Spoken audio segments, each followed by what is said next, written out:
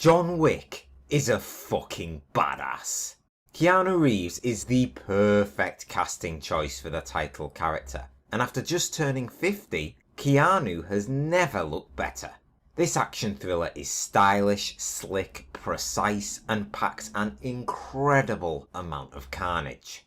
John Wick is a film about vengeance, and as a retired hitman, John Wick was enjoying a peaceful life alongside his loving wife.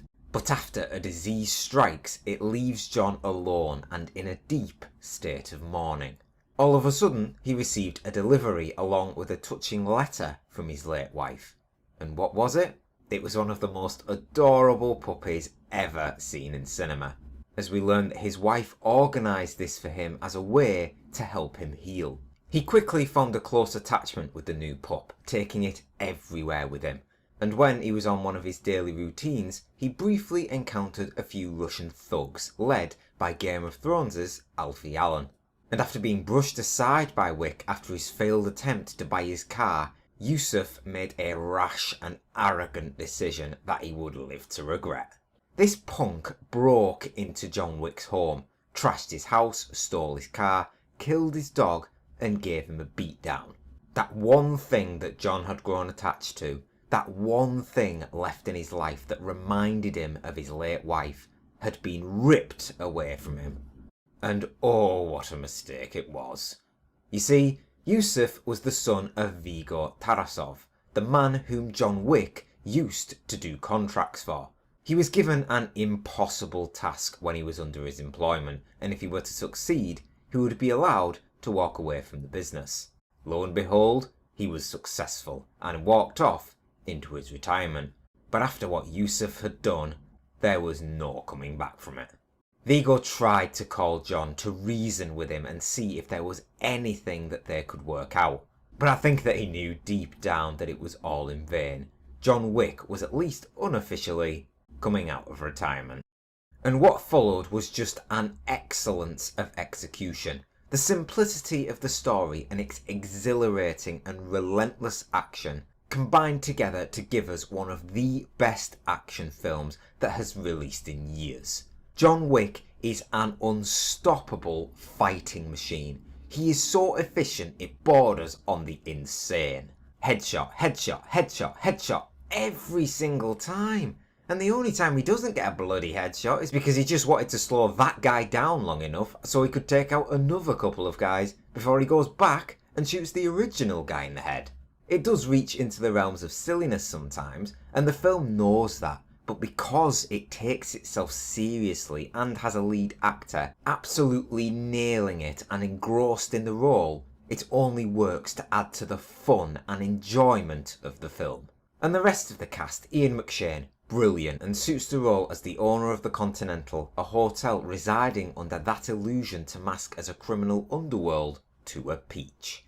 My favourite, Willem Dafoe, who for a change isn't actually playing the bad guy.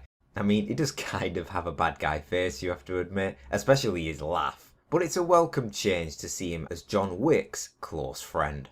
Adrienne Palicki's Mrs. Perkins, unfortunately, is a mostly forgettable femme fatale that gets her just desserts at the end of the film for practically violating every law in the book.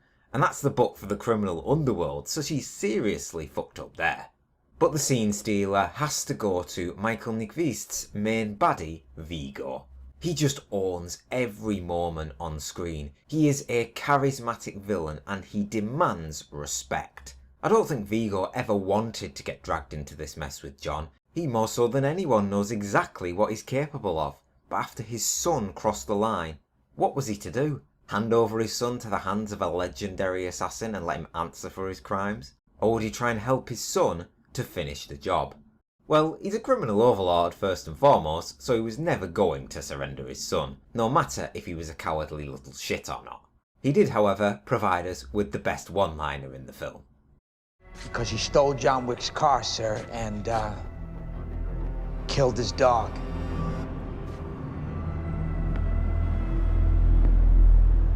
Oh. When all is said and done, John Wick is one of the best action films released in a long time, and I am going to give it a solid 8 out of 10. Keanu Reeves is back, and I am not surprised that a sequel is now in development. He hasn't exactly had the best box office hits over the best part of a decade or so, but hopefully with the success both critically and commercially of John Wick, his fortunes may be turning around. The film delivers with flying colours in both its action and excitement. It's a breath of fresh air, and it should be a no-brainer to anyone remotely interested in the genre.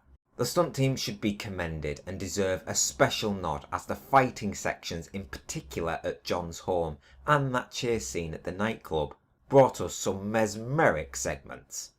Just when you think John can't pull off another smart and brutal manoeuvre, he beats it, then beats it again. It's incredible how smooth those action scenes were, and it must have taken a ton of effort and work to put into. Well, without a doubt, it paid off. And someone please get me the body count for the end of the film, as it's got to be bordering on the crazy side. The movie knows exactly what it is, and it excels in exactly what it's supposed to. The only downer, I suppose, is that it fell a tad flat in its ending with the final counter between John and Vigo. It was a little underwhelming for me given the enjoyment that was had in the rest of the film. It's left itself open to a sequel, and I believe we can expect John Wick Part 2 sometime next year. The criminal undertone of the film is one of its most interesting aspects, with the Continental underlining as a hotel for contract killers. There's no telling the amount of untapped potential that we could see coming from there, and hopefully in Part 2 we get to see a bit more of how it operates and a bit more of Ian McShane. Keanu is sure enough set to embrace the character once again, and in his next mission, the rustiness of retirement is sure to have worn off. And I cannot wait to see how he deals with his enemies when he is 100%. If you've seen John Wick, what did you think of the film? Let me know down in the comments. And as always, thank you very much for watching. Please leave a like, comment and subscribe if you enjoyed the review. And I'll see you on the next one. The fucking nobody? That fucking nobody is John Wick.